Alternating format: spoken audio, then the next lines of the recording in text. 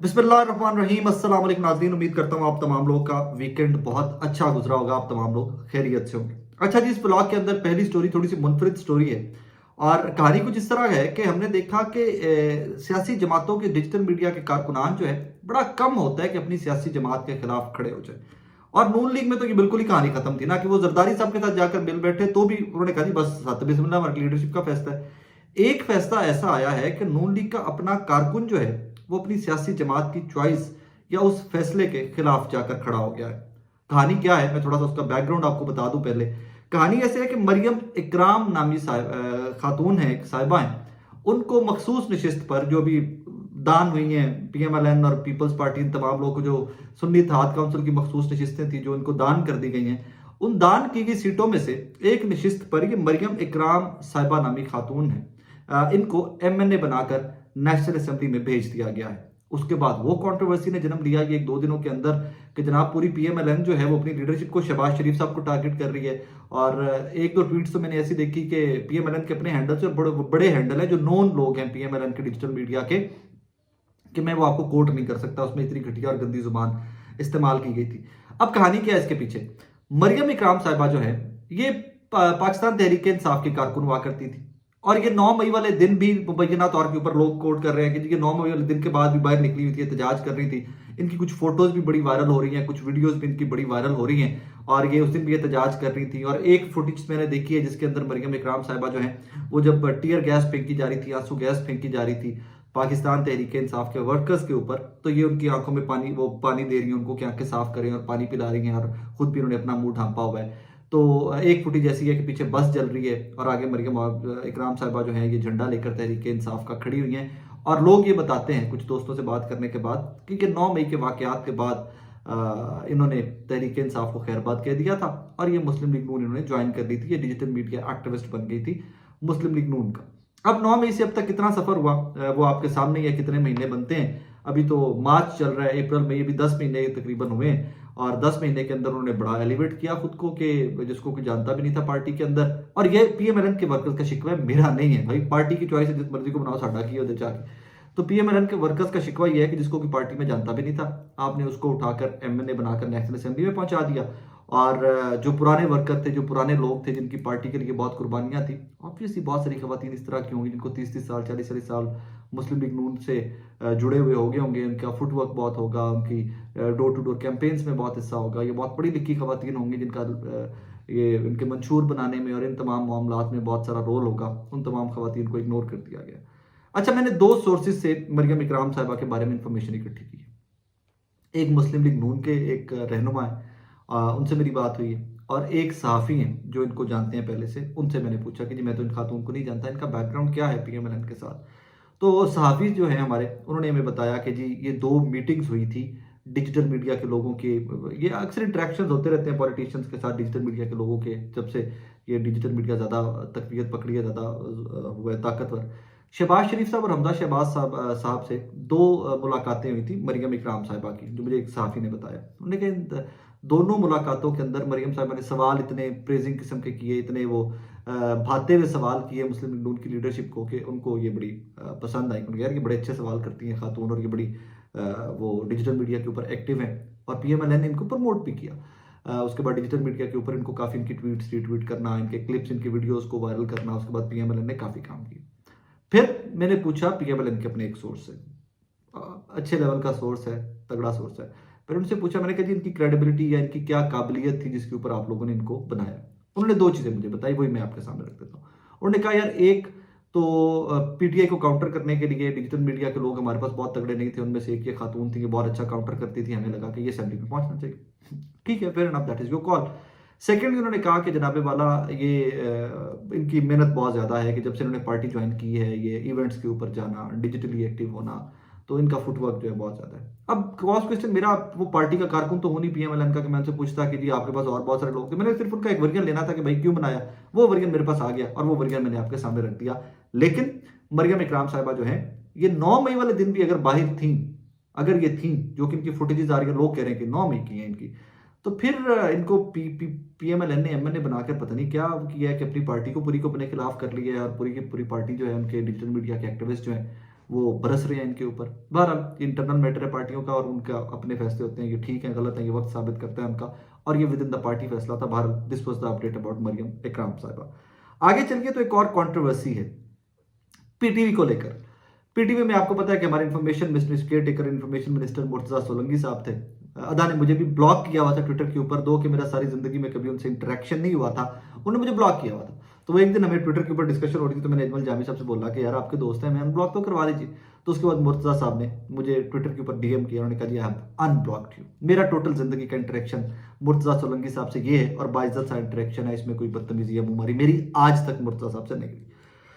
मुर्तजा साहब information minister थे, तो उसके टाइम के उस टाइम के अंदर काफी सारे ऐसे लोग स्क्रीन के ऊपर भर्ती किए गए पीटीवी के अंदर के जिनको हम लोग तो पहले से जानते थे, फील्ड के लोग थे, लेकिन वो बैक एंड के लोग थे, स्क्रीन के लोग नहीं थे, और बड़ी हैफ्टी बड़ी सैलरीज के ऊपर भर्ती किया गया उनको। ठीक है भाई, वो माले मुफ्त दिले पर ठीक है, भर्ती किया गया, कोई पीआर होगी, कंटेंट इस काबिल होगा, मेहनती इतने होंगे कि उनको 10-10 लाख 15-15 लाख के 7-7 लाख की सैलरीज के ऊपर रख लिया गया। Okay fine. उसके ऊपर मैंने बहुत ज्यादा शोर नहीं एट दैट टाइम मचाया था कि यार लोगों के अपने अपने होते हैं, कि लोगों के साथ अलाइंड होते हैं, या मतलब पाकिस्तान मुल्क किस किस्म का ना, इसमें आके अब क्या तनकीद करें, तनकीद करेंगे तुम्हें पता है उसका तजर्बा कितना है, पता तजर्बे भी बढ़ जाते हैं आगे। तो साढ़े वर्ग 10-10 साल तो फिर ठुड्डे खाते फिरते रहे, वो ठुड्डे खाते रहते हैं, क्योंकि हमारी पीआर या हम लोग उस किस्म की सहाफत नहीं करते कि जिसमें आपने सिर्फ किसी के कहने के ऊपर ट्वीटें करनी है, किसी के कहने के ऊपर व्लॉग करने हैं। तो हम जैसे ठुड्डे छुट्टे खाते रहते हैं, बट वी इंजॉय दैट कि हमें अपना कॉन्शियस क्लियर होता है, हमारा जमीर मुतमईन होता है कि we are doing what we feel is right. Murtaza Solanki साहब को लेकर कल अदील राजा साहब ने एक पंडोरा बॉक्स नया खोल दिया। उन्होंने एक फोटो ट्वीट की, और वो चंद चेक्स हैं उनकी, जो पेमेंट के चेक्स होते हैं उनकी जनाब उन्होंने एक फोटो ट्वीट की। ये है जनाब एक कोई आमिर शफी गौरी साहब हैं, उनको 3 मिलियन और ये 35,60,000 रुपए का उनको पेमेंट हुई है। कोई मिसेस फौजिया यजदानी भट्ट साहब है, मैं इन दोनों साहिबान को नहीं जानता, अब जानता हूँ क्योंकि फिर इस कंट्रोवर्सी के बाद मैंने थोड़ा सा इसके ऊपर काम किया है। इनको कोई 6,45,000 रुपए का एक चेक है, फिर इनको 35 लाख रुपए का चेक है, 35,60,000 रुपए का, फिर इनको कोई 6 लाख रुपए का चेक है, इस तरह के काफ़ी सारे, फिर आगे से 3 मिलियन का चेक है। मतलब मिलियंस की कहानियां चलती रही हैं पीटीवी के अंदर, ये मुबैना तौर के ऊपर ये कल ट्वीट किया अदील राजा साहब ने। जो और फिर उसके बाद मैंने वो थोड़ा सा फौजिया यजदानी साहिबा को गूगल भी किया और यूट्यूब पे भी गया, और फिर मैं उधर भी गया, ट्विटर के ऊपर भी गया। तो फौजिया यजदानी साहिबा की मुझे तो एक ही काबिलियत नज़र आई कि वो अब सॉरी एजड खातून है, बदतमीज़ काफ़ी हैं उनकी ट्वीट्स में, और उनके जो उनकी ज़ुबान इस्तेमाल की गई है उसके अंदर वो काफ़ी सख्त मकालमा करने की या सख्त ज़ुबान इस्तेमाल करने की आदी हैं। लोग ये कह रहे हैं कि जनाब ये नया दौर में काम करती रही हैं, जहाँ मुर्तज़ा सोलंकी साहब भी काम करते रहे, रज़ा रूबी साहब का प्लेटफॉर्म है नया दौर के, वहाँ पे कलीग्स थे। उसके बाद मेरा जो इसका सहाफ़त का तरीकाकार था, मैंने वो प्रॉपरली अडॉप्ट किया। मेरा प्लेटफॉर्म हाजिर है मुर्तज़ा साहब के लिए भी और फौजिया यजदानी साहबा के लिए भी, अगर अपना वो व्यू पॉइंट देना चाहे। मैंने मुर्तज़ा सोलंकी साहब को आज कोई 1:30 बजे के करीब मैसेज छोड़ा व्हाट्सएप के ऊपर। मैंने कहा जनाब मेरा नाम राय साकिब है, मैं एक जर्नलिस्ट हूँ, ये स्टोरी आपके बारे में सर्कुलेट कर रही है कि आपके टाइम के ऊपर इन लोगों को नवाजा गया just because you had connections, तो मुझे अपना वर्जन दे दीजिए। मुझे मुर्तज़ा सोलंकी साहब ने कॉल किया, मैं मोटरवे पे था, वॉइस ब्रेक हो रही थी, मैंने उनको बोला कि जी मैं आपको मोटरवे से उतर कर आधे घंटे 10 मिनट तक कॉल करता हूँ। मुझे उसके बाद मुर्तज़ा साहब का मैसेज आया, उन्होंने कहा जी आप किस प्लेटफॉर्म से बात कर रहे हैं, क्या क्या इन्फॉर्मेशन चाहिए आपको। 2:05 के ऊपर मैंने 4 सवालात मुर्तज़ा सोलंकी साहब की खिदमत में पेश कर दिए थे, और वो 4 सवालात ये थे कि क्या ये आपने इनको हायर कब किया, ये कितना अर्सा काम करती रही फौजिया साहिबा, और इनका पैकेज जो है इससे पहले क्या इतने पैसे किसी और सहाफ़ी को पीटीवी से दिए गए, क्या ये आपकी कलीग थी और आप इकट्ठे शो करते रहते नया दौर के अंदर। वो चंद सवालात जो मेरे जहन में थे वो तमाम सवालात मैंने उनके सामने रख दिए हैं। जैसे जवाब आएगा मुर्तज़ा साहब का 2:05 के बाद, 5 बजे के करीब मैं आपसे मुखातिब हूँ, 5 के प्लस माइनस में आपसे मुखातिब हूँ। अभी तक मुझे मुर्तज़ा साहब का जवाब नहीं आया, लेकिन कंट्रोवर्सी जो चल रही थी वो मैंने आपके सामने रख दी है। कंट्रोवर्सी को मेन एड्रेस उस टाइम पे किया जाएगा जब मुर्तज़ा साहब का इसके ऊपर जवाब डिटेल्ड आ जाएगा। उनका व्हाट्सएप नहीं काम कर रहा, सो मेरी इनसे दोबारा बात नहीं हो सकी, बट आई एम श्योर कि जो भी उनका विजन होगा मैं वो आपके सामने रख दूंगा। इसलिए ये कंट्रोवर्सी आपके सामने रख दी है कि अदील राजा साहब जो है उन्होंने कल का ये ट्वीट किया हुआ है, ये कंट्रोवर्सी कल की उन्होंने सामने रखी हुई है, और उसके बाद अभी तक इन दोनों अशखास का, दोनों साहिबान का, साहिबा का और साहब का, मुर्तज़ा सोलंकी साहब का या फौजिया यजदानी साहिबा का कोई ऑफिशियल वर्जन इस कंट्रोवर्सी को लेकर सामने नहीं आया। हम श्योर कि जब आ जाएगा मैं वो वर्जन भी आपके सामने अपनी साथी जिम्मेदारियां पूरी करते हुए इंशाल्लाह आप तमाम लोगों के सामने रख दूंगा। अब थर्ड स्टोरी जो है वो एक और कंट्रोवर्सी है। थर्ड स्टोरी क्या कंट्रोवर्सी है जनाबे वाला कि हमने देखा मरियम नवाज साहब ने रिसेंटली एक प्रेस कॉन्फ्रेंस भी की तो उनके पीछे दोनों तरफ नवाज शरीफ साहब की फोटो लगे हुए थैले पड़े हुए थे, वो रमजान पैकेज जो या रमजान बैग्स जो वो लोग डिस्ट्रीब्यूट कर रहे हैं तो वो पड़े हुए थे। तो उसके ऊपर नवाज शरीफ साहब की फोटो लगी हुई थी। डिजिटल मीडिया के ऊपर एक नई बहस का आगाज हुआ उसके बाद कि जी आप किस हैसियत के अंदर नवाज शरीफ साहब की फोटोज लगा रहे हैं, और ये काफ़ी ले दे हुई इसके ऊपर। और फिर वो फोटोज लगाने के बाद जिस तरह वो प्रेस कॉन्फ्रेंस में पीछे रखे गए इसके ऊपर भी काफ़ी ले दे हुई। आज हमारे मुझे गालिबन अली वकार साहब ने ट्वीट किया, सो आई एम श्योर कि ये आवाज़ भी अली वकार साहब थी, अली वकार साहब की थी।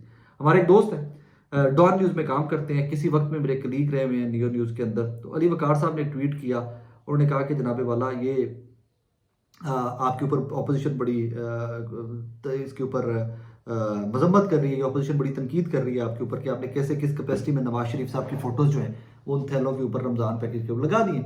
मरियम नवाज साहब ने सवाल सुनने से पहले तो रोकना चाहा अली वकार साहब को, फिर जब उन्होंने ये सवाल सुना तो शी एड्रेस्ड इट। अच्छी बात है, साथियों के सवालों का जवाब देना चाहिए। तो मरियम साहब ने जवाब बड़ा ब्रीफ सा दिया। उन्होंने उनसे पूछा अली वकार साहब से, मुझे लगता है कि अली वकार साहब है क्योंकि अली वकार साहब की वॉइस भी है, क्योंकि शक्ल तो नहीं आ रही, और साथ उन्होंने अपने ट्विटर हैंडल से ट्वीट भी किया था क्लिप। तो अली वकार साहब ने या जो भी साफी और मौके पर थे उन्होंने कहा जी कि मरियम नवाज साहब ने उनसे सवाल पूछा एक्सक्यूज मी, उनसे सवाल पूछा कि पंजाब में हुकूमत किसकी है, उन्होंने कहा जी PMLN की। तो आगे से मरियम नवाज साहब ने कहा दैट्स इट, कि अगर मुस्लिम लीग नून की हुकूमत है पंजाब के अंदर तो हम जिस मर्जी की फोटो लगाएं, इसका मतलब ये होगा हम जिस मर्जी की फोटो लगाएं, अपोजिशन को या आप लोगों को क्या प्रॉब्लम है। इतना कह के वो आगे चली गई। बहरहाल ये कोई सैटिस्फैक्ट्री आंसर नहीं था मेरे नज़दीक। ये तो गोंगलों तो मिट्टी झाड़ने वाली गल है, जान छुड़ाने वाली गल है। ठीक है भाई, साड़ी हुकूमत है, जो मर्जी करिए। थोड़ा सा डिटेल्ड अगर आप इसके ऊपर जवाब आ जाता, क्योंकि नवाज शरीफ साहब की फ़ोटो ठीक है वो कायद हैं, ठीक है वो PMLN के हेड हैं, लेकिन आई डोंट नो वो अपनी वो मनसेरा वाली सीट हार चुके हुए हैं।